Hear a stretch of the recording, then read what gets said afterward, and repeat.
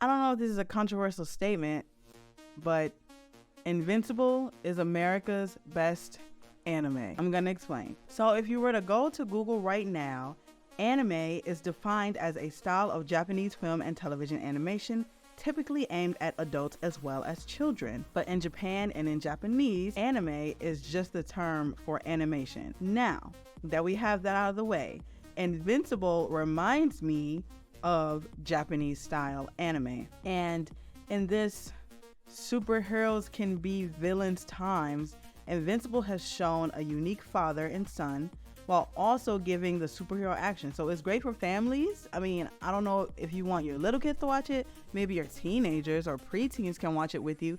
And if you don't have kids and you're just watching it and you're just an adult, like, it's still that good. The story of Invincible is so good. I know it's based on a comic, but it has such layer and depth to it outside of superheroes can be villains too, you know? The first episode was so mind-blowing and life-changing.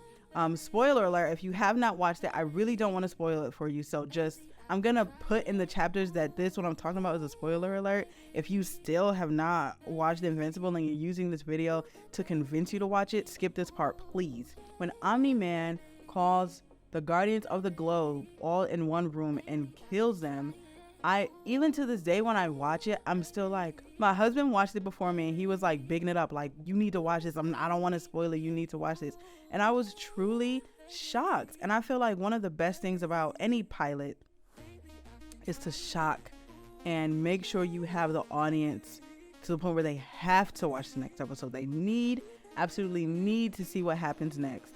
And this show does that so eloquently and perfectly. And even to this day, every time I see that scene, I am just like, the shock doesn't even leave me. Not even the fact that he killed all of them, but in the brutal ways. It's just like, animation is back. Like, that's really how I felt when I was watching it. Another reason that Invincible is America's best anime is the cast. This cast is so stacked.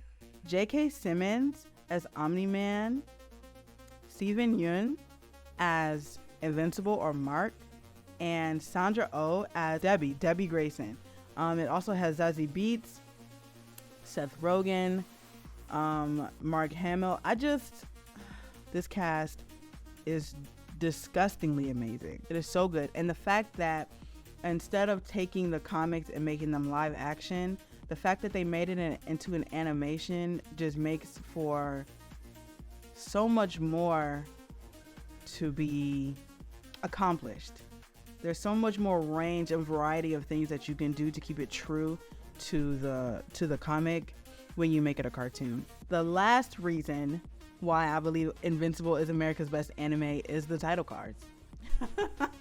And I believe the title cards are like, directly adapted from the comics, but it's undeniable. I was so hooked when I watched the first season. It feels like we've been waiting forever. I mean, it's been 2 years, but it feels longer than that. Like, we've been waiting forever to get this second season. I recently just watched the second season trailer and it comes out on November 3rd. I will be releasing a review about the first episode of the second season. I'm not sure if you guys watched the Adam Eve special episode, but that was good too. And I'm just so excited to see how far this show is gonna go. Like, if you have to think of all of America's animations in comparison to the Japanese animes, I'm putting Invincible up there.